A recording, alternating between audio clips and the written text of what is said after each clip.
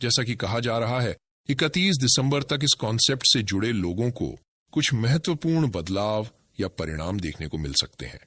अब समय ही बताएगा कि यह निर्णय कितना सही या गलत साबित होता है।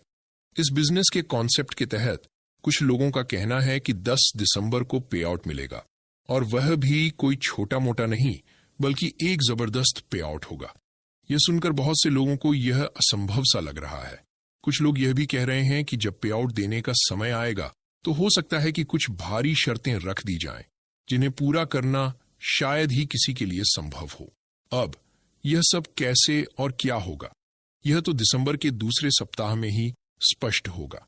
लेकिन फिलहाल अधिकांश लोगों की कोशिश यह है कि वे इस मौके का अधिक से अधिक फायदा उठाएं और जितना संभव हो सके इस अवसर से अधिक कमाई करें। जो लोग ऑन पैसिव में अधिक से अधिक डायरेक्ट यूजर्स बनाने पर ध्यान दे रहे थे, वे अब इस नए कॉन्सेप्ट के जरिए अपनी मुराद पूरी करना चाहते हैं, यानी अधिक से अधिक डायरेक्ट ज्वाइन कराकर पैसे कमाना चाहते हैं। खासकर मार्केटिंग प्लान के अनुसार इसका फोकस सिर्फ 2 लेवल तक है, क्योंकि पैसे केवल 2 लेवल से ही आने हैं। कुछ लोग यह भी मान रहे हैं कि इस कंपनी को फ्लोरिडा, यूएस से दिखाया जा रहा है, लेकिन दूसरी ओर कई लोगों का यह भी कहना है कि यह कॉन्सेप्ट पूरी तरह से किसी भारतीय दिमाग की उपज लगता है। कई लोग यह भी अफवाहें फैला रहे हैं कि यह कंपनी मिस्टर आश के किसी दोस्त की है और संभवतः यह कॉन्सेप्ट उसी से जुड़ा हुआ है। कुछ लोग यह मानते हैं कि मिस्टर आश के इशारे पर ही इस कॉन्सेप्ट को भारतीय फाउंडिंग मेंबर्स के बीच प्रमोट किया जा रहा है, क्योंकि उनका उद्देश्य यह हो सकता है कि जिन लोगों को ऑन पैसिव से बोनस और कमीशन मिलने में देरी हो रही है और जो परेशान हो रहे हैं, उनकी परेशानी कम हो सके।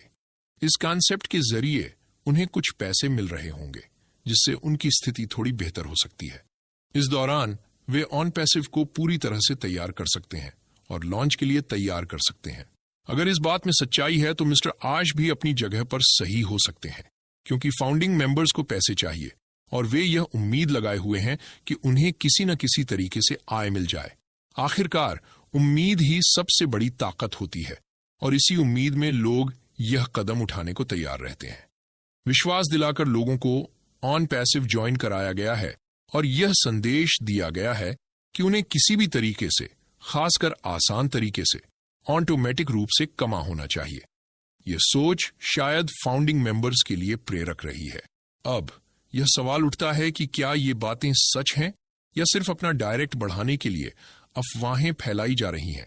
यह तो मैं नहीं कह सकता, लेकिन इन तरह की बातें आजकल खूब चर्चा में हैं और मार्केट में भी हो रही हैं।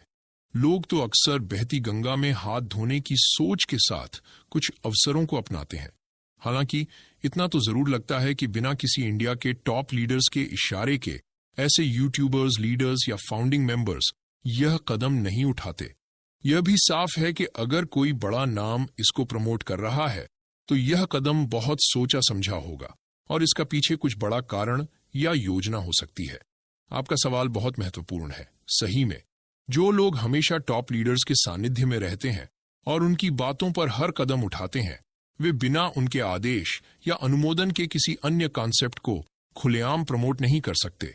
इस तरह के कदम उठाने से पहले वे उन लीडर्स से पूरा मार्गदर्शन और अनुमति लेते हैं, क्योंकि ये फैसले बड़े होते हैं और किसी तरह की गलती या गलतफहमी नहीं होनी चाहिए।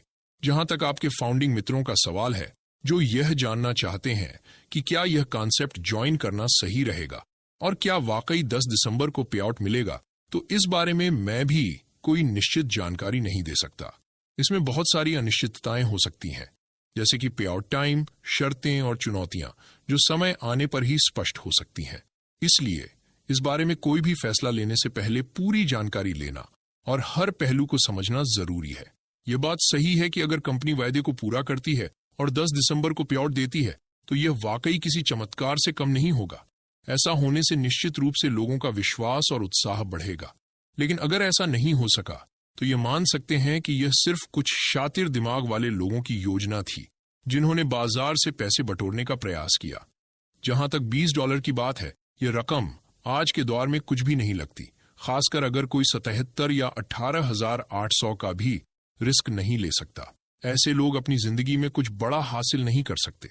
ये बात भी सही है कि कुछ जोखिम लेना जरूरी होता है, क्योंकि बिना प्रयास और जोखिम के कोई भी बड़ी सफलता हासिल नहीं कर सकता। लेकिन अंततः यह सब इस पर निर्भर करेगा कि वायदे सही मायने में पूरे होते हैं या नहीं। बिल्कुल, 1 रुपये की भी कभी कभी अहमियत महसूस होती है, खासकर जब पास में पैसे न हो। 1 रुपया और 50 पैसे का मूल्य परिस्थितियों पर निर्भर करता है, और वैसे भी $20 में कुछ खास नहीं है। लेकिन अगर यह कॉन्सेप्ट सफल नहीं हो पाता तो हमारा केवल $2 का ही नुकसान होगा।